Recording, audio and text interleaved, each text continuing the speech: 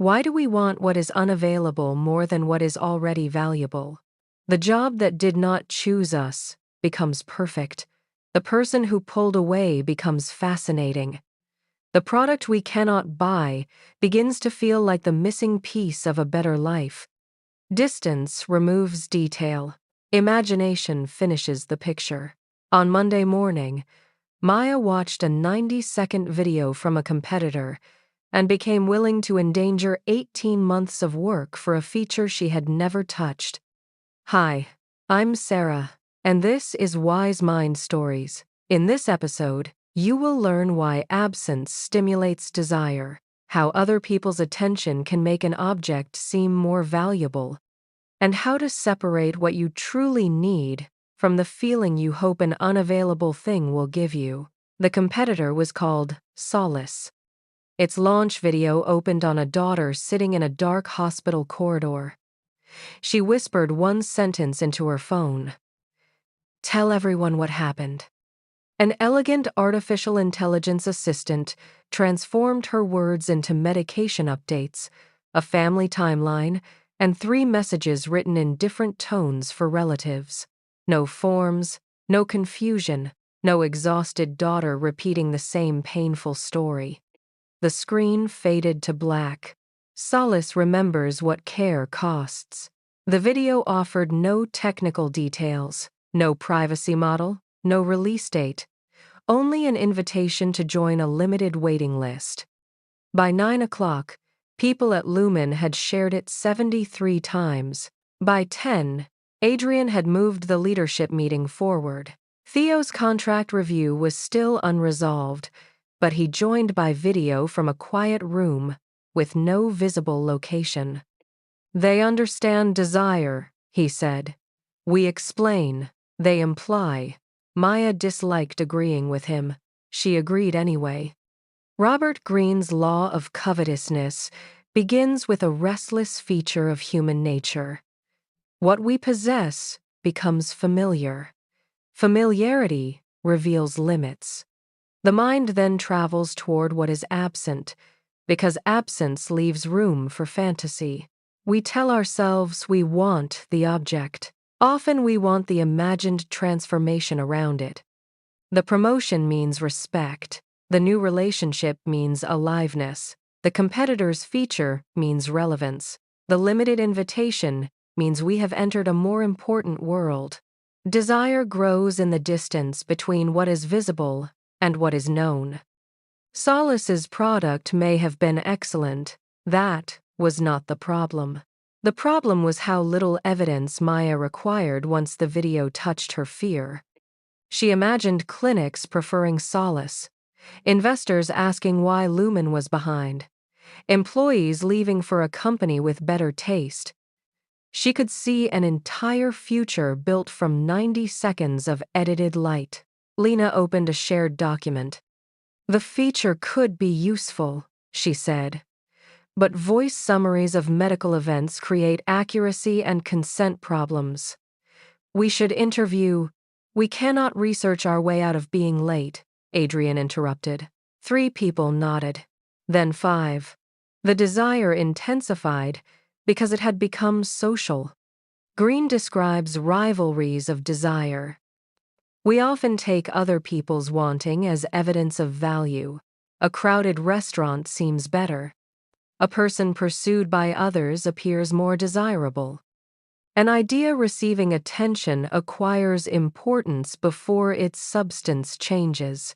Solace's waiting list passed 50,000.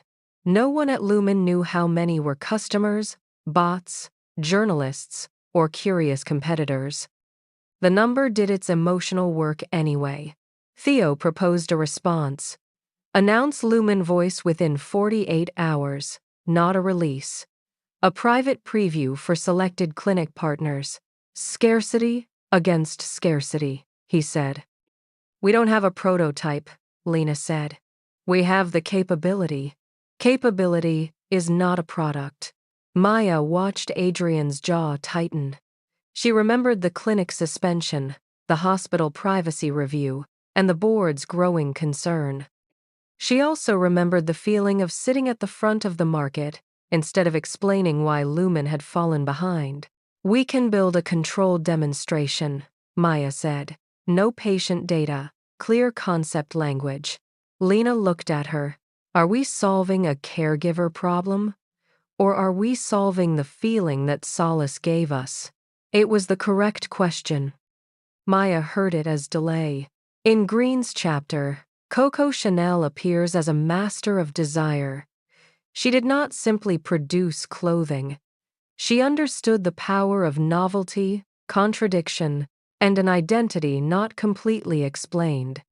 In a world of established conventions, Chanel made simplicity feel rebellious and turned her own life into a story with mystery around its edges.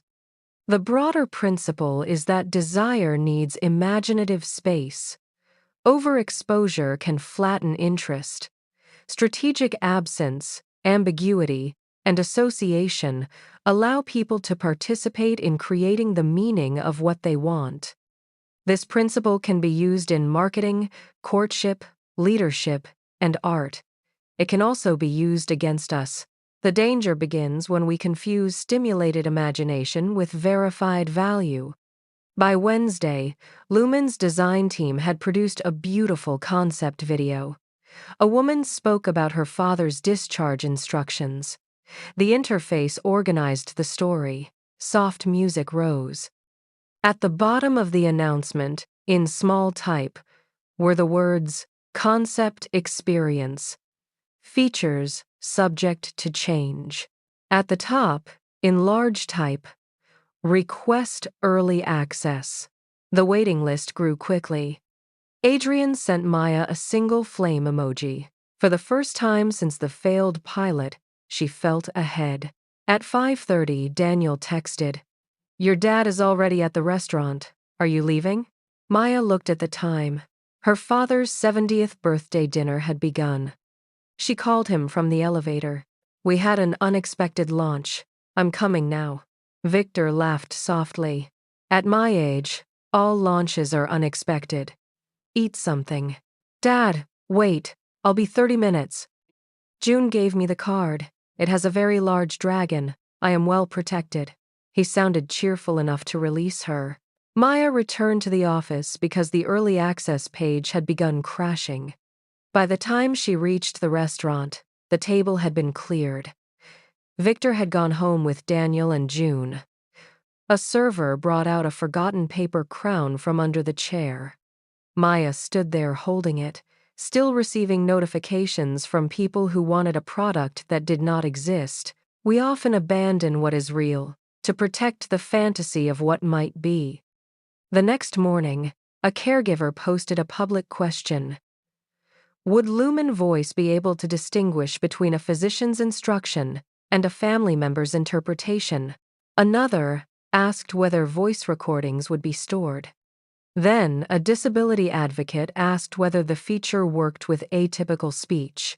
The team had answers for none of them. The concept disclaimer did not calm people. The video had touched a real need. Families on the waiting list were not playing a marketing game. They were imagining relief. Now Lumen had borrowed hope from them. Lena placed a printed page on Maya's desk. It contained 6 interviews from the original research. One caregiver had said, "I don't need an assistant that sounds magical. I need to know which promise it can keep on the worst day." Maya read the sentence twice. The emotional reversal was complete. She believed Lumen was chasing Solace's feature. In reality, Maya was chasing the feeling of not being behind. The feature was only the costume. Greene eventually turns the law inward. The supreme object of desire is not endless novelty. It is a deeper relationship with reality. To appreciate what is present. To see the inevitable flaws in what is absent. To work with what can actually be changed instead of living in the imagined life just beyond reach. Contentment does not mean losing ambition. It means refusing to let fantasy choose the direction of ambition. What you cannot see is not automatically better. It is simply unfinished by reality. Maya paused the early access campaign. Adrian called immediately. Do you understand what this looks like? Like we announced before we understood the promise. It looks weak. Then we need to become strong enough to survive looking honest. He ended the call. Maya sent the waiting list a new message. No inspirational video, no mystery.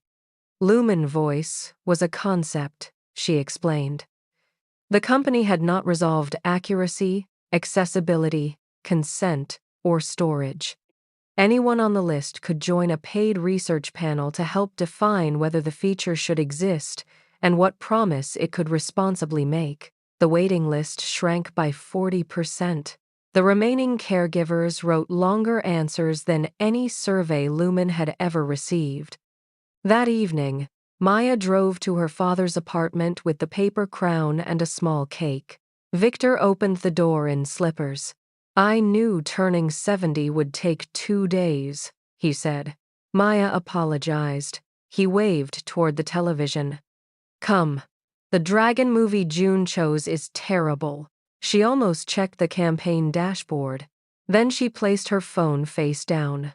2 weeks later, a technology reporter published a hands-on review of Solace. The voice experience was elegant. It also required manual confirmation before saving medical details, supported only a limited set of accents in the early release, and sent families into screens whenever the system detected ambiguity. These were reasonable safeguards. They were also ordinary limitations the launch video had left outside the frame. Maya did not feel relieved because Solace was bad. It was not. She felt relieved because reality had returned the missing edges. Solace was no longer a symbol of Lumen's inadequacy. It was another team facing trade-offs. The same mechanism appears in relationships. The unavailable person contains no daily friction, so the mind can attach every unmet need to them. The present partner becomes associated with bills, fatigue, and repetition. The imagined life remains untouched by dishes, deadlines, or disappointment. Greene's law does not tell us to manufacture coldness in every relationship or manipulate people through scarcity. It asks us to recognize that familiarity changes perception. Sometimes the answer is not to leave what has become ordinary. It is to see it again without the anesthesia of possession. At Victor's apartment, Maya noticed the worn handle of the teapot her mother had used, the crooked family photograph June always tried to straighten, the way Victor cut a cake into impossibly thin pieces so it would last longer. None of it was scarce. That was why she had stopped seeing it. Maya asked her father to tell June how he met her grandmother. Victor claimed June already knew. June said she knew only the short version. The long version has poor pacing, Victor warned. They listened anyway. The desire for novelty had made Maya overlook an entire world that familiarity had rendered quiet. The practice for today is the desire inversion. When you feel unusually pulled towards something unavailable, write the object at the top of a page. Under it, complete this sentence.